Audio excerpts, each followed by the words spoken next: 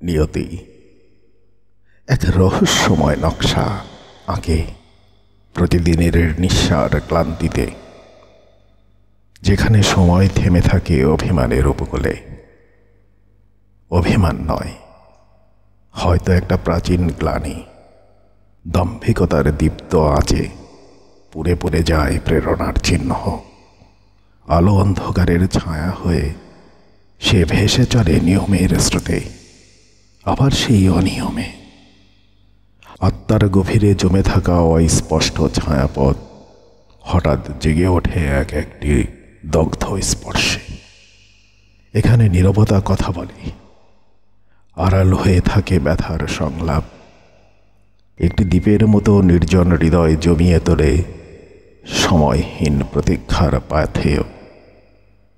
পথে পড়ে থাকা স্মৃতির ধুলোকণা নিভৃত কান্নার মতো গড়িয়ে পড়ে চিন্তার কোণে। স্বপ্নের ধ্বংসস্তূপে মেলে কিছু ভাঙা শব্দ, যা হয়তো ছিল ভালোবাসার সংজ্ঞাহীন ভাষ্য। তবু কাগজে আঁকি নুড়িদোলা ব্যথা, পাণ্ডুলিপির প্রতিটি পাতায় লুকিয়ে রাখি ব্যথার ইতিহাস। চাওয়ার অস্পষ্টতা ছুঁয়ে যায় কবিতার খসড়া।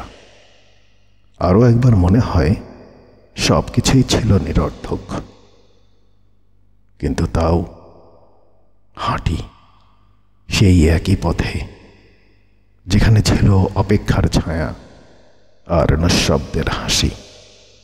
জীবন বয়ে চলে শিরায় শিরায়, আর নিয়তি শুধু বাকি থেকে যায় সঙ্গী হয়ে নিঃশব্দে।